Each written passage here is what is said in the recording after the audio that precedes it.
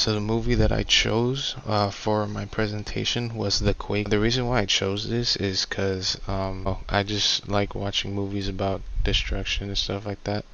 It kind of keeps me more entertained, so I kind of just leaned more towards something that may cause a little bit more destruction. Topic depicts earthquakes. So for the scientist was he is a geologist and he does research on earthquakes, and he's already experienced a catastrophe before. This guy with the hard hat, he is another scientist. He's not really showed too much, only in like two major scenes before the earthquake and when the main character talks about the earthquake happening or gives them warnings about it. But they're portrayed as knowledgeable, they know what they're doing, especially the main protagonist. He's been through it, he has experience, and he's been trying to explain to the guy with the hard hat that it is possible to detect an earthquake before it happens. That I chose is not really a concept, but like the initial start of an earthquake, I found this kind of interesting. It, like in the film, I couldn't get a video of it, but in the film, the entire like ground just explodes open, like as if like a bomb just went off in the area, and it just and all the force goes towards the city, towards the buildings, and then everything is just completely destroyed. From this, I don't think it was probably depicted and like as like more dramatic when an earthquake happens. I don't think usually the ground doesn't just explode unless it's like an extremely high magnitude earthquake. Yeah, I think it was just exaggerated for purpose of the film.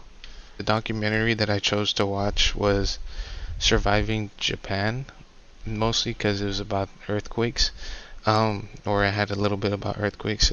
This documentary is about how an earthquake caused a tsunami, and the tsunami destroyed the surrounding towns on the shoreline, and it also caused a nuclear reactor to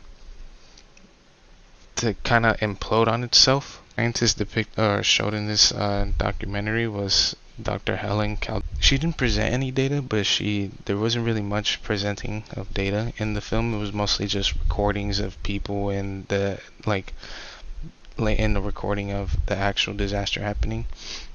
She's the one who explains to the people the severity of the disaster. She just goes more into detail about it and explains it for the common people to like, understand the severity of the situation. They compare and contrast for the two films for collecting data wise. So in the actual movie, they showed these monitors where they collect data in like seismic activity, and they record occurrences of earthquakes or any type of movement around Oslo. And in the documentary, they didn't really record much. They recorded the people and conversations and everything and what they were going to do, but they didn't really have any data in that, like analyze. A difference is in the of how the facts and like of the geologic subject that was portrayed in the films.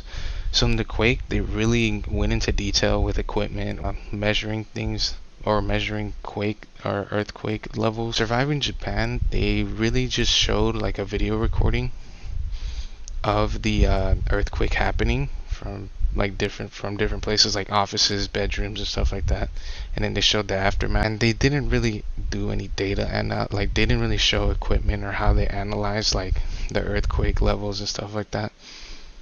So I mean, that's really the big differences that I saw. Like after watching both of these films, my opinion on geology hasn't really changed. I mean, they're natural disasters. We can't really predict like something that's naturally occurring.